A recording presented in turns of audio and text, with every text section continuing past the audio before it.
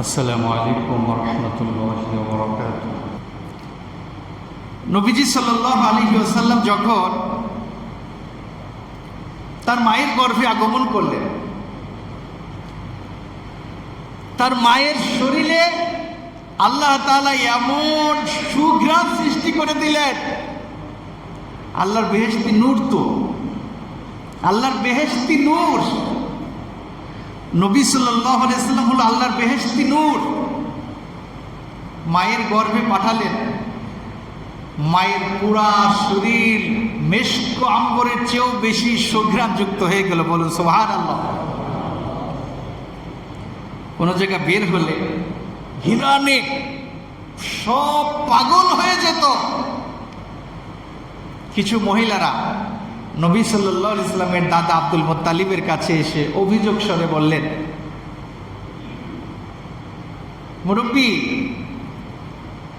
আপনার বৌমার তো স্বামী মারা গেছে, উনি তো বিধবা স্টাইলে দুনিয়াতে চলাচল করার কথা, কিন্তু উনি যখন রাস্তা দিয়ে হেঁটে যান, আমরা আশপাশের যারা বাসিন্দা আছি বাড়িতে অবস্থান করলেও আমরা ওনার রাস্তা দিয়ে, যে রাস্তা দিয়ে গিয়েছে ওই রাস্তার সুঘ্রাণ আমরা ঘরের মধ্য থেকেও প্রাপ্ত হই, আমরা ঘরের মধ্যেও ঘ্রাণযুক্ত হয়ে যায়। উনি কি সেন্ট ব্যবহার করেন, যে সেন্টের কারণে তিনি রাস্তা দিয়ে হাঁটলে আশপাশের সবাই একেবারে ঘ্রাণে মুগ্ধ হয়ে যায়।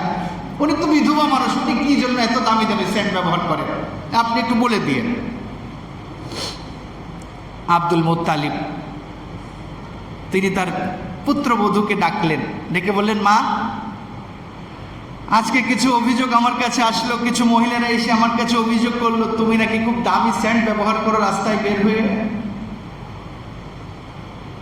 তোমার শরীর দিয়ে এত সুঘ্রাণ আসে, মহিলারা আশ্চর্য হয়ে যায়, তুমি কোথা থেকে এই সুঘ্রাণ এনেছো এবং কি সুঘ্রাণ তুমি ব্যবহার করো, আমাকে একটু বলো। বিবি আমিনা বলছেন, বাবা, আপনি নিশ্চয় অবগত আছেন যে আমি এখন গর্ভবতী। এই যে সন্তানটা যেদিন আমার গর্ভে এসছে, তখন থেকে আমি রাত্রে ঘুমালে খুব দামি দামি জিনিস আল্লাহ তাআলা আমাকে স্বপ্নে দেখান।